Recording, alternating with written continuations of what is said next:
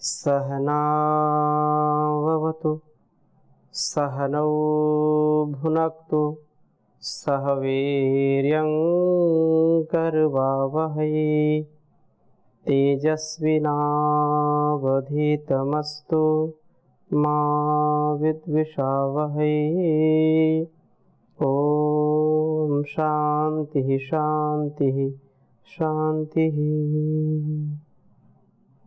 वैदिक जीवन पद्धति की इस कक्षा में आप सभी श्रोताओं का, दर्शकों का हृदय की गहराइयों से बहुत बहुत अभिनंदन है, स्वागत है।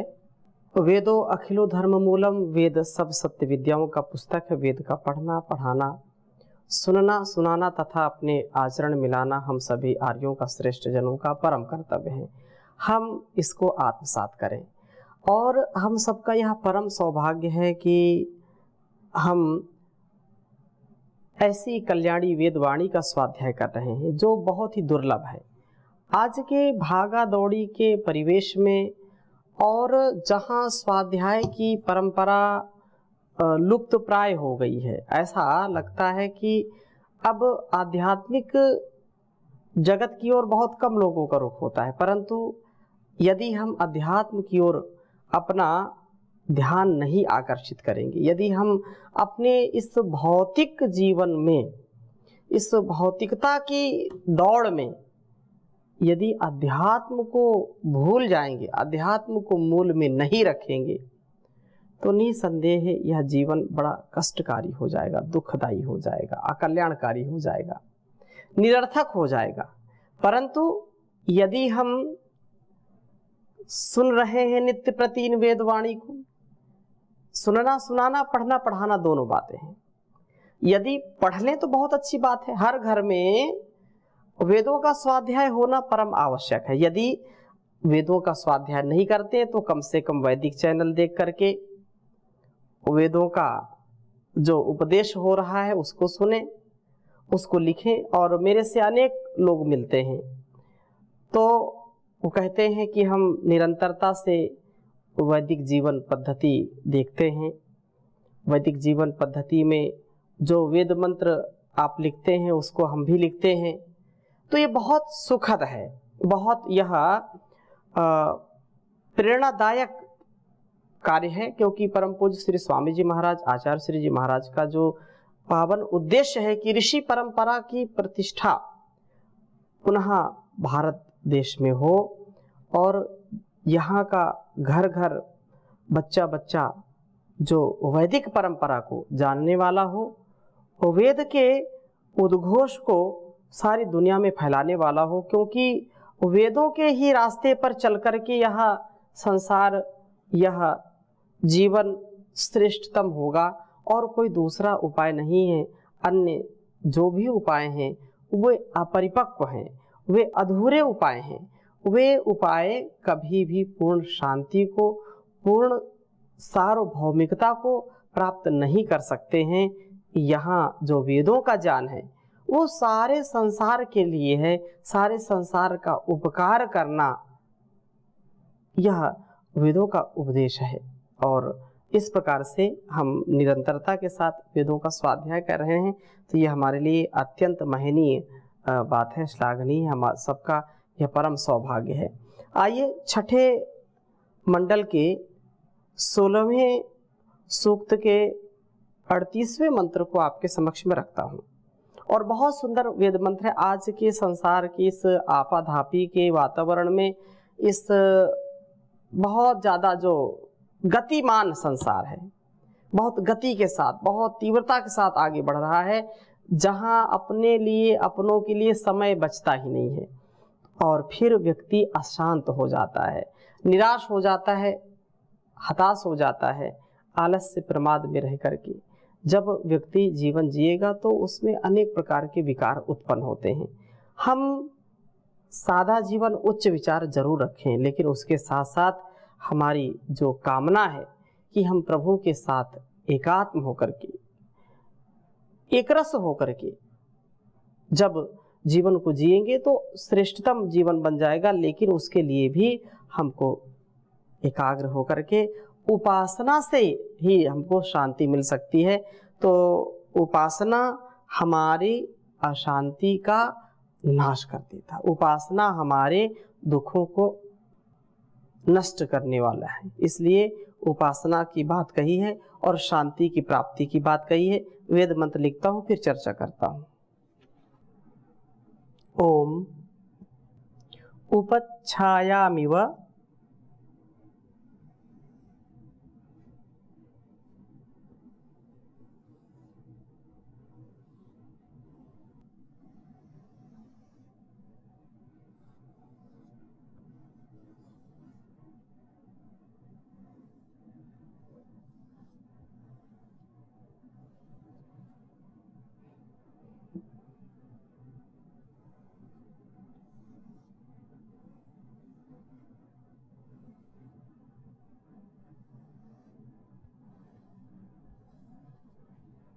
उपच्छायामिव घृणेरगन्म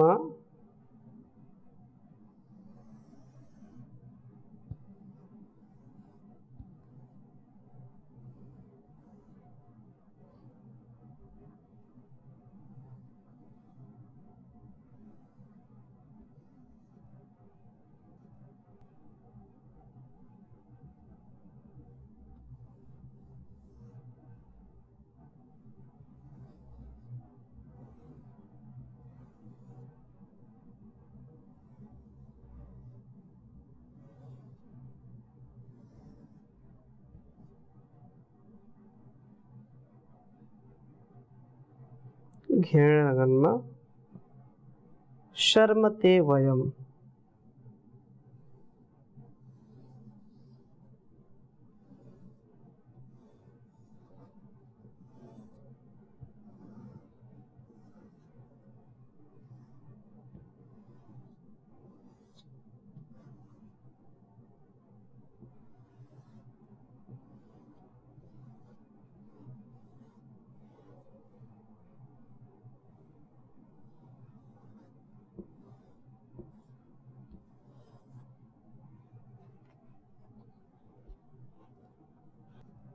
अग्नि हिरण्य सदृशा।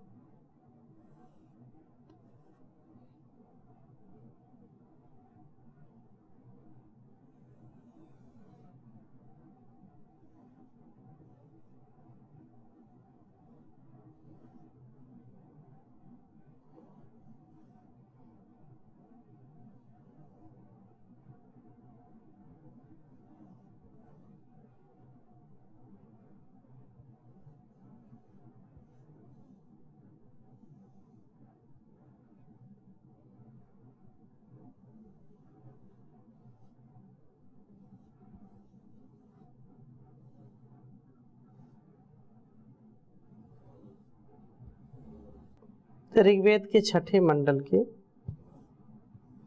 16वें सूक्त का यह 38वां मंत्र है।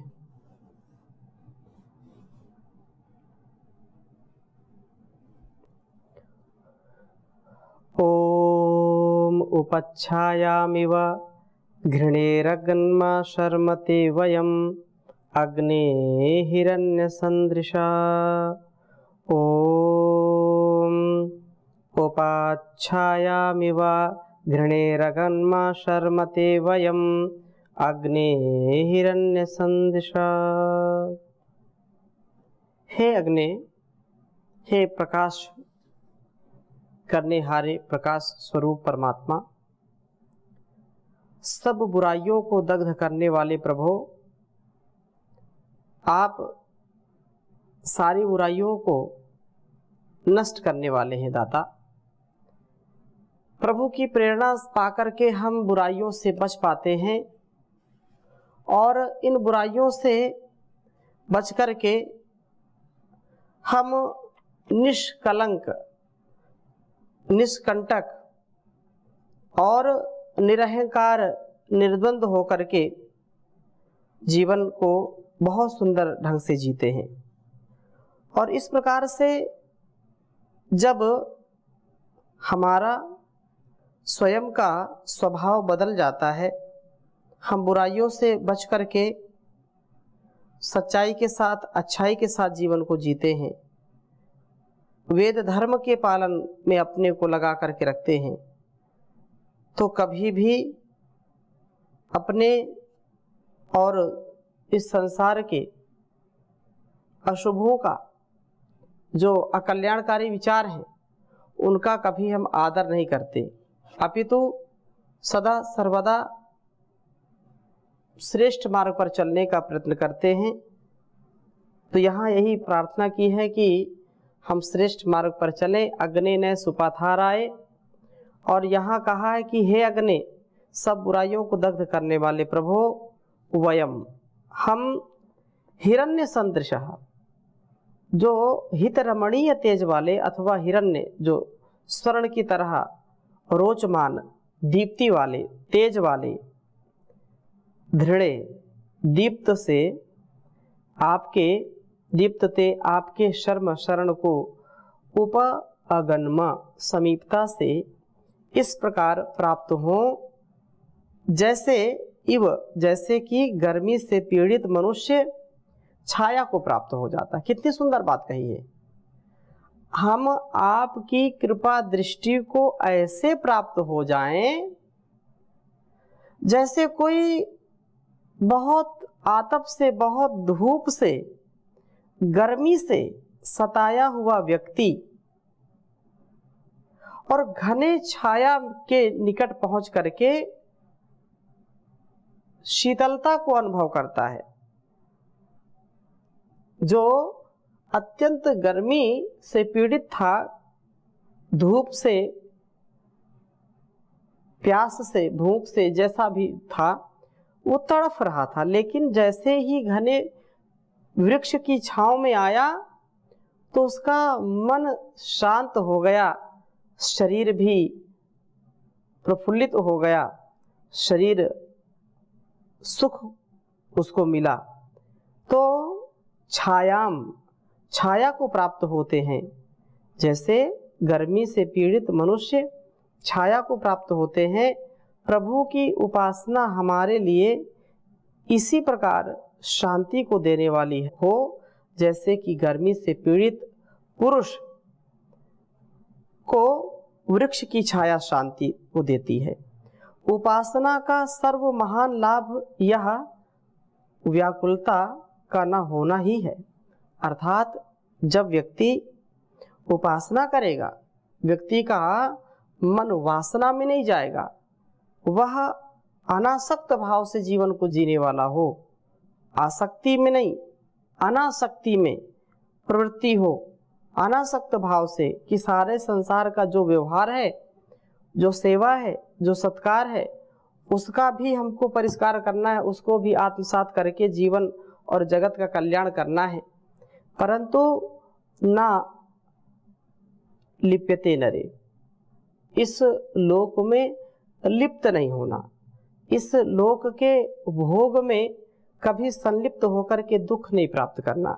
इसलिए प्रभु की शरण क्लेश तथा संतिप्त पुरुषों के लिए शांति को देने वाली होती है।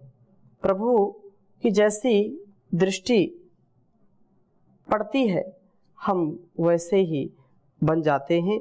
हमारा विचार भी सुंदर हो और प्रभु कितना सुंदर इस जीवन और जगत को बनाने वाला है, हम उसके प्रति सदा कृतज्ञ रहें। संसार के वाली ने संसार रचाया है, संसार रचाया है जी कण कण में समाया है। संसार के वाली ने संसार रचाया है, संसार रचाया है जी कण कण में समाया है। कर दूं पै सितारों में कैसी चमक निराली है, महताब में ठंडक है और शम्स में लाली है। कहीं श्याम घटाओं ने कैसा जाल बरसाया है, कहीं श्याम घटाओं ने कैसा जल बरसाया है, संसार के वाली ने संसार रचाया है। पतझड़ में बहारों में, फूलों में खारों में, तेरा रूप झलकता है रंगीन नजारों में। भंवरों की गुंजारों ने कैसा गीत सुनाया है, कहीं निर्मल धारा है, कहीं सागर खारा है, कहीं निर्मल धारा है, कहीं सागर खारा है, कहीं गहरा पानी है, कहीं दूर किनारा है। जगदीश तेरी महिमा कोई जान न पाया है, कोई चार के कंधे पर दुनिया से जाता है, कोई ढोल बजा करके बारात सजाता है।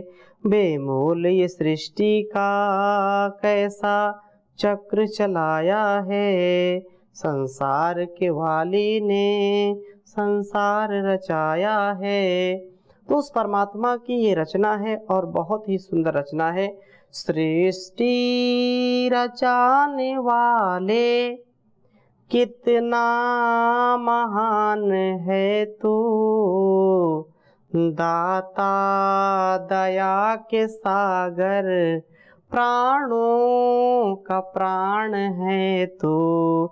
सृष्टि रचाने वाले कितना महान है तू, दाता दया के सागर प्राणों का प्राण है तो। पापी जो पाप करते ना तेरा नाम जपते, अपने किए कर्म पर ना पश्चाताप करते, उन पर भी मेहर तेरी कैसा मेहरबान तू, दाता दया के सागर प्राणों का प्राण है तो। सारे जहाँ के वाली ए गुलशनों के माली, हर चीज से जाहिर हिकमत तेरी निराली। फूलों में तेरी लाली पर बेनिशान है तू, सूरज रचाया तूने चंदा रचाया तूने, तारों को रोशनी दे नभ को सजाया तूने। सृष्टि रचाने वाले कितना महान है तो, सब कुछ रचाया तूने। बेमोल बैठे पक्षी तुझको ही भज रहे हैं, ऊंचे पहाड़ टीले दुल्हन से सज रहे हैं। बेमोल बैठे पक्षी तुझको ही भज रहे हैं, बेमोल बैठे पक्षी तुझको ही भज रहे हैं। ऊंचे पहाड़ टीले दुल्हन से सज रहे हैं, नगमे से बज रहे हैं, मीठी सी तान है तो, मीठी सी तान है तो हम उस प्रभु की भक्ति के साथ उसकी शक्ति का अनुभव करें और आसुरी प्रवृत्तियों से बचें। प्रभु की शरण क्लेश से, संताप से बचाती है और शांति को देने वाली है। और इसी प्रकार से आसुर जो पुरियां हैं उनका विधान करता है, अर्थात आसुरी वृत्ति को भी समाप्त करता है। इसलिए 39वें मंत्र में बहुत सुंदर बात कही, ओम या उग्र इव शर्यः तिग्म भृंगो श्रृंगो न वंगसः अग्ने पुरोरुरोजिथ। कहा कि हे अग्नि, हे परमात्मन, जो आप शर्यः बाणों से हनन करने वाले शिकारी की तरह उद्गुण बल वाले हैं, वंशगा वननी सुंदर गति वाले वृषभ की तरह तथा तिग्म श्रृंग अति तीक्ष्ण श्रृंगों वाले हैं। अर्थात जैसे एक वृषभ सींगों द्वारा मार्ग में विघ्नभूत चीजों को दूर करता हुआ आगे बढ़ता है, उसी प्रकार आप उपासकों के मार्ग में विघ्नभूत जो चीजें हैं उन विघ्नभूत बातों को दूर करने वाले हैं। हे अग्नि, आप शत्रु अर्थात जो शत्रु पुरियों को रुरोजिथा भग्न करते हो। काम नामक असुर इंद्रिय से जो बहुत ही हमको पतित करने वाला है, हमारे आचरण को पतित करने वाला है, उसको भी आप दूर करने वाले हैं। काम नामक असुर का मर्दन करने वाले हैं। अपनी नगरी जो उसका जो बना इंद्रियों को अपनी नगरी बनाता है, इससे इंद्रियों की शक्ति को क्षीण कर देता है। क्रोध मन में अपना दुर्ग बना करके मानस शांति को विनष्ट कर देता है। जिसको भी क्रोध आता है उसको निसंदेह प्रभु की इस आज्ञा का पालन जरूर करना चाहिए, क्योंकि क्रोध व्यक्ति को दुखी करता है, व्यक्ति को कष्ट पहुंचाता है और लोभ की वृत्ति भी बनी रहती है। तो आसुरी प्रवृत्ति को विनष्ट करने के लिए तथा मानस शांति की प्राप्ति के लिए यह उपासना का मार्ग अच्छा है। उपासना के मार्ग से ही व्यक्ति आगे बढ़ सकता है, परंतु तेजस्वी शिकारी के समान स्वरों के द्वारा काम क्रोध लोभ मोह रूप आदि जो शत्रु हैं उन शत्रुओं का संहार करते हैं। जो संयमी हैं, जो पराक्रमी हैं, जो योगी हैं, जो इस जीवन की सच्चाई को जानते हैं, इस जीवन का क्या सार है उस सार को जानते हैं, इसलिए हम अत्यंत दयालुता से, अत्यंत भक्ति भाव से इस बात को समझाने का समझने का प्रयास करें कि हमारे अंदर भी अमृत है, हमारे अंदर विष है। हम किसको प्राप्त करना चाहते हैं, और विष का आह्वान करेंगे तो विष मिलेगा। और यदि देवत्व से युक्त होना चाहते हैं तो देवत्व का कार्य करना पड़ेगा, देवत्व की पूर्ति करनी पड़ेगी। तो इस दृष्टि से यह बात कही है यहाँ पर। तो लोभ बुद्धि को नष्ट करता है और बुद्धि में स्थित होकर यह समाप्त कर देता है, आसुरी प्रवृत्ति को जन्म देता है।